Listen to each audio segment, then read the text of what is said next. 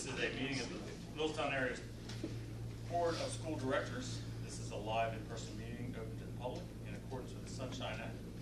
By participating in this meeting, you are consenting to recording, retention, and future viewing in this meeting. All seems right. Carrie, roll call, please. Danielle Brenneman. Here. Mary Brenneman. Here. Brian Moyer. Here. Nick Lovell. Here. Fred Miller. Here. Janelle Ressler. Here. Wayne Sullivan. Here. Carl Thompson. Here. Stephen Yerger. Please rise for the Pledge of Allegiance and a vote of silence. I pledge allegiance to the flag of the United States of America and to the republic for which it stands, one nation, under God, indivisible, with liberty and justice for all.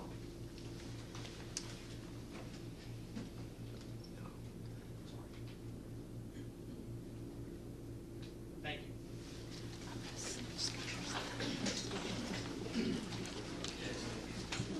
All right. Under board acknowledgements, unbeknownst to Ms. Brenneman when she did this, when she asked for Jersey night, and we appreciate those out there that did participate as well.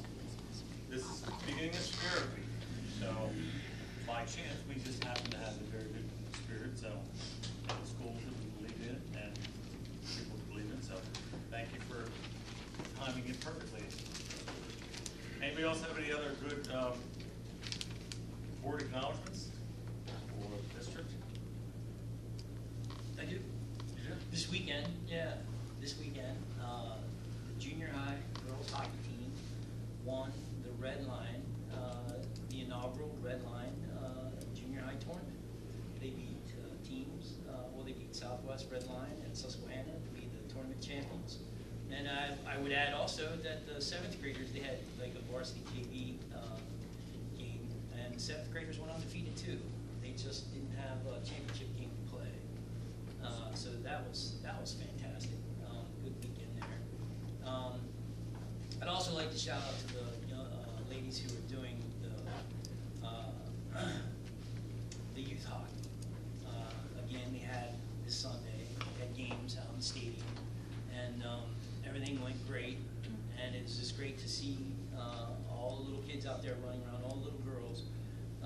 So to Tiff Fry and of course my wife and Holly Dale, they run the whole thing, and they have a whole lot of help from a whole lot of other people. We have around 50 girls from our school alone. We get another 20 from outside, and so we have a great day when they come out and play. And I just would want to relate another story because it's just not about hockey. So something very cool happened this weekend. My wife and I had a nice night on Friday night or Saturday night, which never happened. But we were in bed by 9:30, you know. As I was saying, we got to go out to breakfast the next morning, which we don't get to do anymore because of the kids, right? And so we went out to breakfast and we saw a parent there, and she came running up to us and she told us a little story about her daughter who plays there. I think she's in 2nd grade, and she told us about one of the older kids who is in 6th grade, who saw her out in the town at a church function. She ran over to her, and they didn't know each other, and she ran over to her, said hello, called her by her name, told her she's doing awesome, and she told her good luck, this weekend at your games. And the mom said, if you would have just seen that little girl beam, because that older girl came and talked to her, and that's really what the program's about. Those kids, getting together, the older girls helping the younger girls, making new friends, and learning a game. And I think we should give that side of the whole program a little more attention because it helps them with their confidence. Silly. I appreciate that. Let me hope while I think about it because I don't forget. Board members, there is several baskets of corn out front. Am I stealing your thunder? Would you like to go? So please feel free to take corn. It was donated by the FFA, as you all got. It is a highlight. It's nice.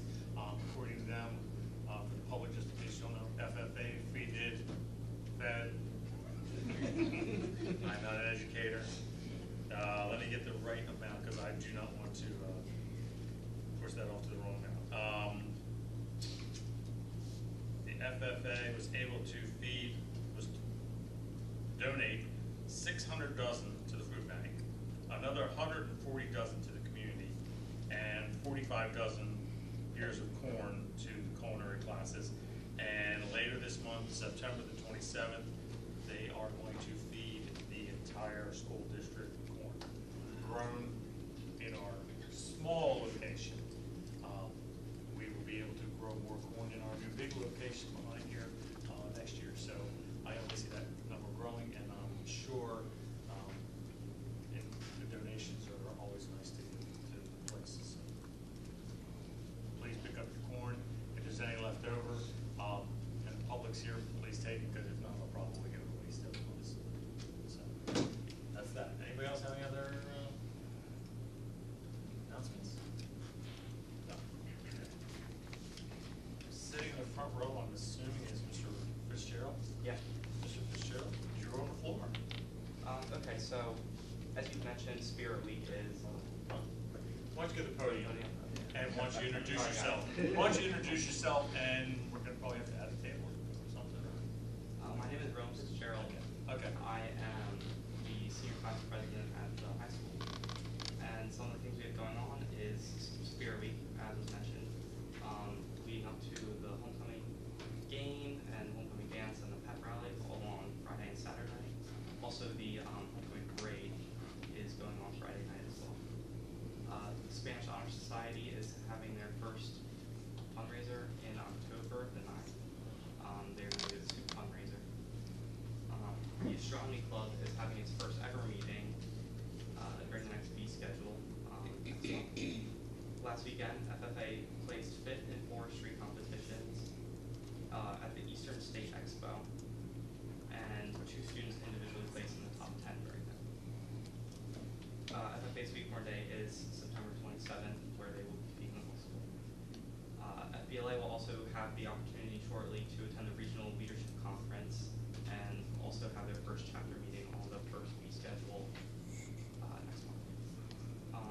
And sophomores have started their class fundraiser, will be starting class fundraiser October 9th to the 23rd of some R&K subs. That's all. Thank you guys. Thank you. Anybody have any questions for him? You don't get the whole that easy. Okay. If you ever have any questions, he's gonna have to be your main man. I appreciate it. Look forward to seeing you every month. Thank you guys.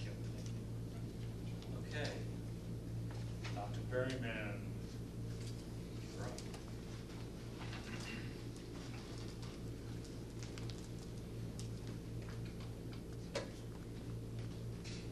So just a couple of quick updates, and let me off easy. It's been a week of misery. If you're a Ravens fan, weeks of misery. Ready for the rest of the season. So anyway, other than the Ravens, the high school is off to a great start. Mr. Lawyer was talking about how it's really nice to see older kids with younger kids, and I would say that our seniors and juniors this year have done a really nice job of just like modeling the expectations for our underclassmen. I think at the beginning of the school year, we had like 35 new students. We're probably up to 40 plus by now. We just got a couple more last week, another one today. So married numbers are going up. So the upperclassmen have done a really nice job of just really trying to model and bring the underclassmen into the fold here at the high school. As far as academics, so our algebra and English, 9th grade have given their classroom diagnostic, which for us at the high school is a way for them to assess where the students are in their learning. So what are the strengths of algebra and English 9, and then what are some of the learning gaps that we have to work to fill in, especially with that eligible content working toward Keystone. So they will continue to work on that throughout the year. Mr. Baker asked me to put a plug in. They are now doing rehearsals and tryouts for the fall drama, and they are doing a comic murder mystery called The Games Afoot. So that'll be early December, and they are excited for that. This afternoon, not is the role of high school principal, but I met with the new teachers this afternoon, and we really took a look at classroom environment and engaging students in learning. So a lot of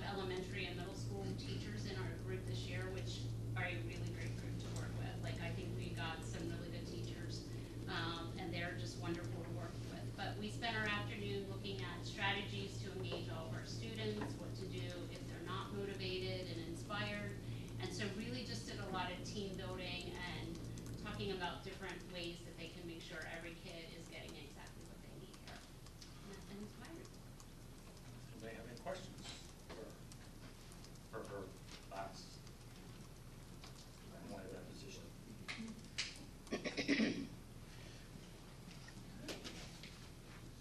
Jumper for these. Trying to get to watch the game too? You shouldn't watch a winning team. All right, so just a reminder, I'm Ms. Glass, I'm the assistant principal at Maple Avenue, I'm filling in for Ms. Golden tonight. So I'm gonna update you on some new initiatives that we have happening at MAMS this year.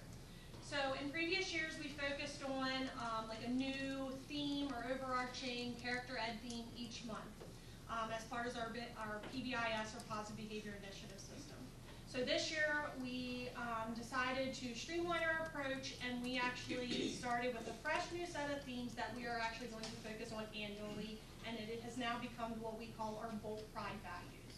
So we are now focusing on these 6 values, which are respect, caring, inclusiveness, integrity, responsibility, and courage. And these are going to be our focus every single year. They rotate about every 45-ish days, so they're spread out through the year. At the start of each new theme, Ms. Golden, myself, and our school counselor, Ms. Allison, will visit the social studies classes to deliver a lesson on the current value. We believe that by consistently focusing on these values and providing structured lessons, students will improve in these areas, resulting in better behavior, increased respect, and a stronger sense of pride in our school community. In addition to this, we're going to continue with our PBIS rewards this year. So last year it was about mid-quarter and end of the quarter we would roll out a reward students could earn. This year we're going to align it with our 6 themes. So at the end, students who maintain good grades, behavior, and attendance will be invited to participate in a reward. I meet with a group of teachers every month. We try to come up with new rewards each year to keep them fun and engaging. In order to have these rewards, I do have to thank parents and businesses who have donated graciously time and money to these rewards so they can be fun and exciting. So I do look forward to these partnerships again this year. We are also launching a new initiative next week called Lunch Bunch Groups. These groups will be formed through our child study team at the middle school and will consist of 6 students meeting for 6 weeks. Again, these sessions will take weekly at the beginning of the week, so preferably Monday or whatever the first day of the week is that week. Our goal is to just give some tiers to students who may be struggling academically, behaviorally, or socially, a fresh start to their week. We'll talk about some pride values and just give them a group where they can build rapport with other students and relationships with us as staff. And again, myself and Ms. Golden and Ms. Allison will be running those groups. Parents will be notified if their student is selected for that group, so they have the option to opt out if they do so wish. So as we move forward with these initiatives, our focus remains on creating a supportive and inclusive environment where students can grow not only academically, but also in character, by reinforcing our Bolt Pride values and providing opportunities for positive engagement. And we believe we're setting up our students for long-term success, both school and in life. And I'm really excited this year about some of the positive changes we've brought and created over the summer for our students at MAMS. So that's my middle school update. Anybody have any questions for us? Comments? Thank you. Okay, thank you. Mr. Moran, you're up, and yes, go Mountaineers. Well, I really had 2 choices here this evening on what to wear, but I realized I was following waiting. Dr. Berrien and Ms. Glass, I shouldn't wear my Raiders attire. So I went with my West Virginia attire today. We were happy. We Got lots of relatives that went there, so. We have to celebrate our wins when we get a chance. So. All right. So speaking for ACEs here, just a couple of different topics that I just want to highlight and stress as we open the school year. You've heard us continue to talk about iReady and that transition that we're having across the district K to 8. Again, part of what we did, we had an implementation team that met twice over the summer. We were setting expectations for our staff and designing a rollout plan for that. And then that connects into our teachers' professional development. You know, as was mentioned earlier, we are in the middle of the diagnostic testing side of that. We have about 90% of our students finished with that. We're going to get the remaining students taken care of over the next few days that were absent, those types of things. You know, we're really moving towards a personalized learning piece with that and setting those expectations for our students. and really working now as we've gotten students into the system, working to access that information through the recording system that they have, and looking at that data to impact decisions or instructional decisions, I should say. You know, we're gonna, each month we meet with our teachers to work and do a data reflection, and we meet with them by grade level. And the we is the two administrators, Mr. K and myself, along with our building coaches. And as we get into the first big piece, we're gonna really look, what does that information tell us in the data from that baseline testing? You know, how's it gonna help our grouping of students when we plan for our instruction? And then how do we assign lessons for that planning and instruction? So again, that's part of our focus over the next couple of weeks with our our adults centered around our learning. Our pilot program there at the elementary school is off and running. Obviously, our students were continuously looking for ways to reinforce their positive behaviors. We have bolt bucks that are associated there that are handed out to students, and then they get the opportunity to cash those in on a monthly basis for various things. One of the new pieces, just really want to highlighting that now is students have responded back, they want to create more experiences rather than buying maybe some kind of physical item or toy out of our pilot store.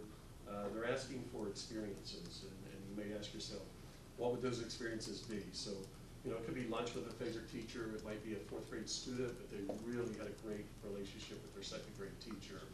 And, you know, as a fourth grader, you don't really get to see that teacher very often anymore. So maybe it's an opportunity for them to reconnect in a way that way.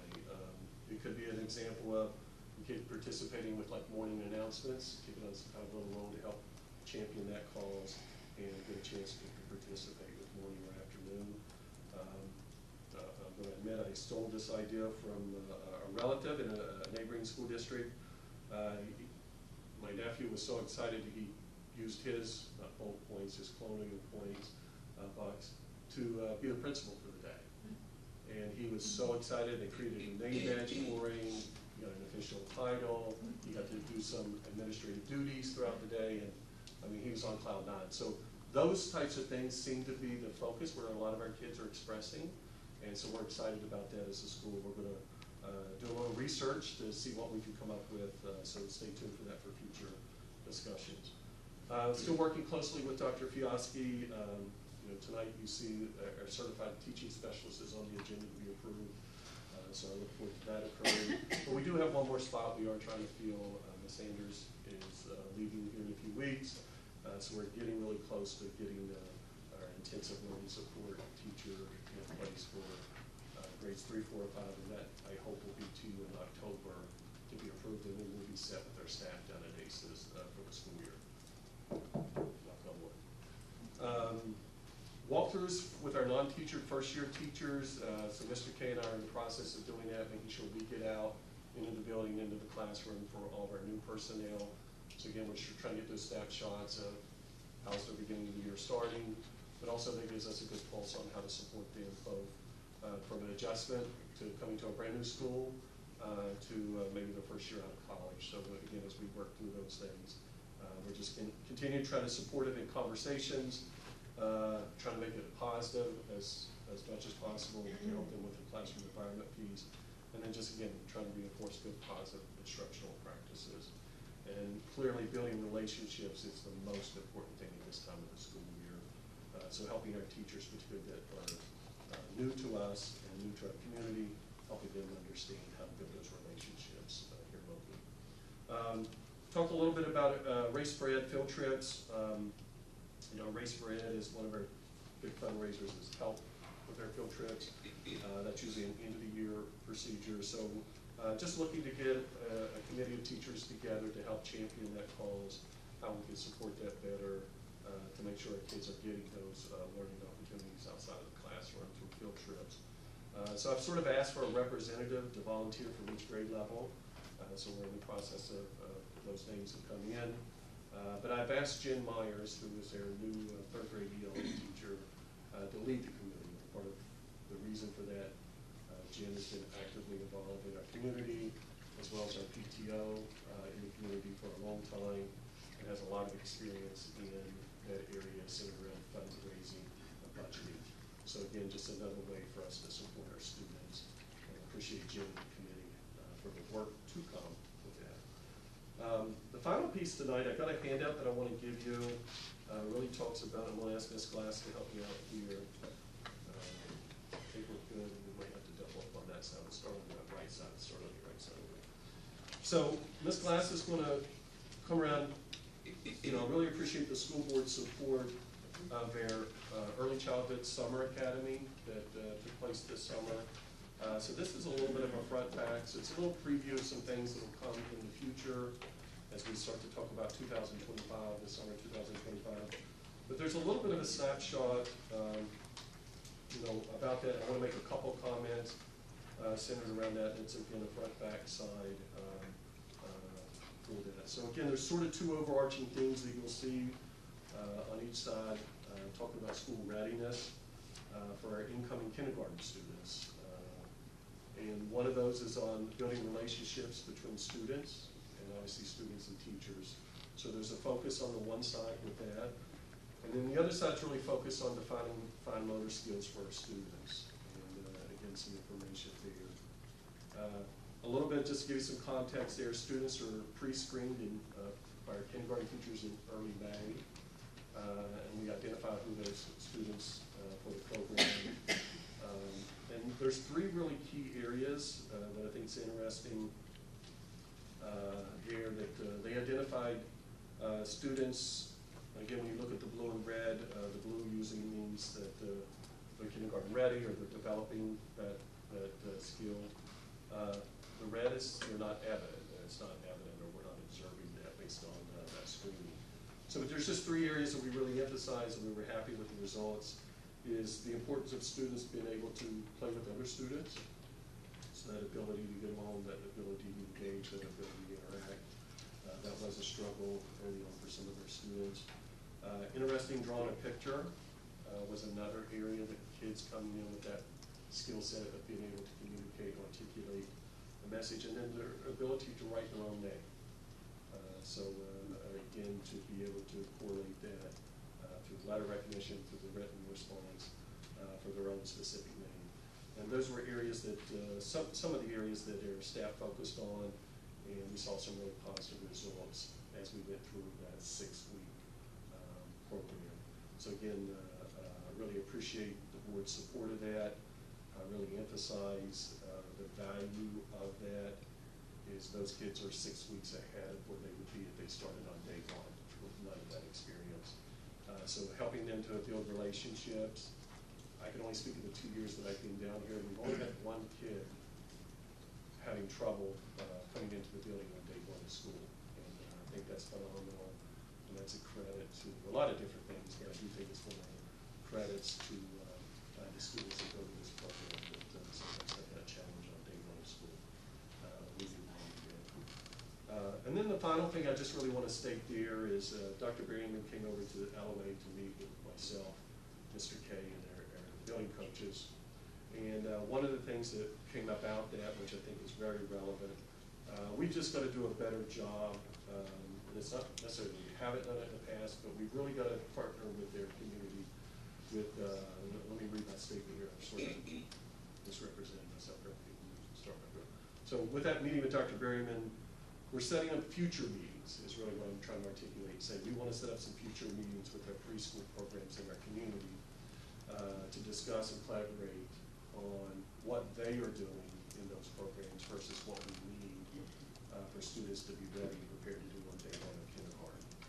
So we want to make sure that we're in that same dialogue and discussion because again, you know, students' ability to letter recognition, their ability to write their letters, their ability to identify numbers, their ability to write those numbers, and even just like that smaller level, can they identify the number 1 through 10? And students that can't do that, they're going to struggle at the very beginning stages. The students that don't recognize the alphabet and understand what those things mean. Those are going to be struggles that students have to adjust to the first year. So the goal is we don't want those students to be behind from day one. So we want to maybe get a little better partnership between the community and us about expectations, but also what they're doing so we can help support them vice versa, they can support our students as they come into Park.